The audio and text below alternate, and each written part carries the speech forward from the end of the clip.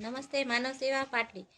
આજે અમે દેગામમાં આવ્યા છીએ કે દેગામમાં એક પરિવાર છે કે એક દાદા છે। દાદાની પરિસ્થિતિ બહુ થોડી ગંભીર છે, કેમ કે દાદા જાતે રાંધીને પહેલાં તો ખાય છે, કેમ કે આગળ પાછળ એમને કોઈ નથી। દાદી હશે, એક તો ગુજરી ગયેલ છે, એક દીકરા કે દીકરીઓ છે નહીં। આડોશી પાડોશી થોડું ધ્યાન રાખે છે, પણ માનવ સેવાની વાત જાણતા અને સોશિયલ મીડિયાના માધ્યમથી અમે કાયમ વિડીયો મેળવી છીએ।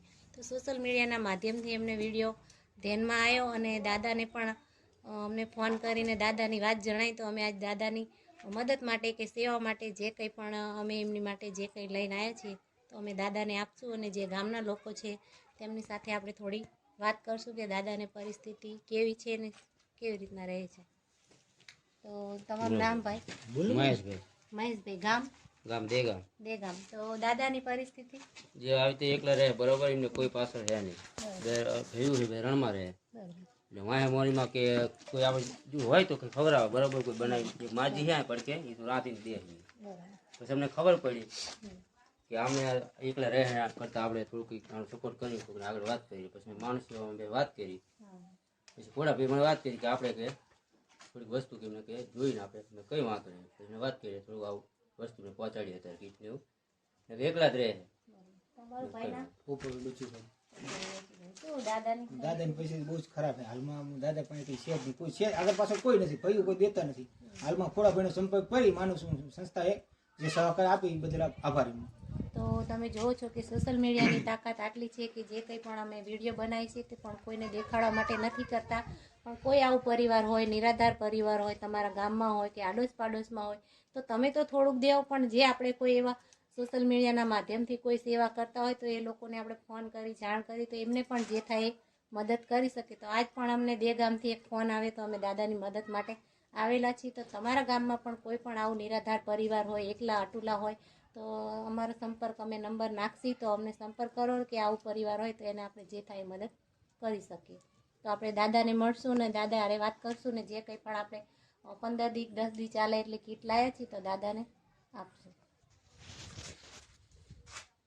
દાદા છે અને દાદા સાથે આપણે વાત કરશું, દાદાનું નામ જાણશું ને એમને પરિવારમાં કોઈ નથી તો આપણને પહેલાં જ ખબર છે, પણ આપણે થોડુંક એમની સાથે પણ વાત કરશું તો સોશિયલ મીડિયાના માધ્યમથી 5 લોકોને પણ ખબર પડે કે ખરેખર દાદાની પરિસ્થિતિ શું છે, કેવી હાલમાં દાદા રહે છે અને એમને શું શું જરૂરિયાત છે।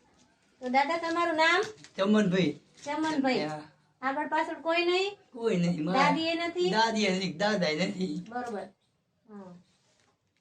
તો દાદા છે અને શરીર કેમ આમ હાલી નહીં એકતા? બરોબર। હા બીજું હાલી નહીં એકતા? ઓછો હાલી શકું બરાબર। આ પાણી સીમા રાખો ડબ્બો રો બરોબર। ફ્રૂટ પેન્સિલ આવે? હા ફ્રૂટ પેન્સિલ આવે? ના નથી આવતી? બરોબર। તો તમે જોવો છો કે ઘણા ગામડામાં જે એટલા અકુલા હોય છે તો એમને રૂટ પેન્સિલની ખબર નથી હોતી। તો આવા લોકોને પણ આપણે જે થાય મદદ કરીએ તો એમને 1200 રૂપિયા આવે તો એમના દવા દારૂમાં આપણે કામ આવે કે કોઈ પણ કામમાં એમને જીવન જરૂરિયાત આવી શકે। તો દાદાની પરિસ્થિતિ તો આપણે જોઈ છે ને આગળ પાછળ કોઈ નથી, દીકરા પણ નથી, દાદી પણ નથી, એકલા દાદા છે। તો દાદાને આપણે જે કંઈ લાયા છીએ તો કીટ દેશી દાદા હાથે રાંધો? બરોબર। તો તમે જોવો છો કે આપણે બધું દાદા આગળ જ પૂછી છીએ તો દાદા હાથે રાંધીને એકલા ખાય છે। તો આપણે જે કંઈ લાયા છીએ તો દાદાને દેશું। દાદા ચૂંટણી કાર્ડ આધાર કાર્ડ છે?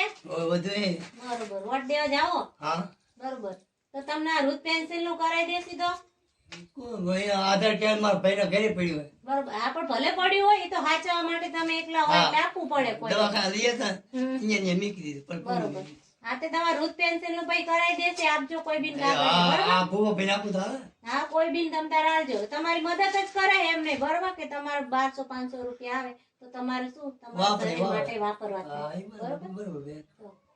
બરોબર। આપણે દાદા હારે વાત કરી તો જો કોઈ ગામના લોકો હોય, ભાઈ છે, બીજા ભાઈ છે તો એમની સાથે ડોક્યુમેન્ટ મોકલશે ને એમને પણ જે થાય મદદ કરશે। તો તમારા ગામમાં પણ કોઈ આવા નિરાધાર લોકો હોય, ના સમજણ પડતી હોય તો એમને પૂછીને તમે એમને આ રીતના પણ મદદ કરો।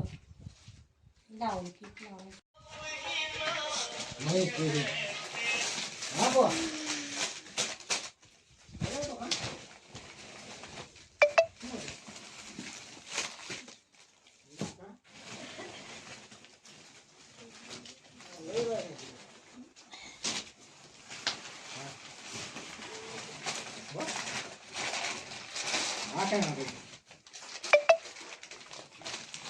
હા વાંધો નહીં. ખાવા માટે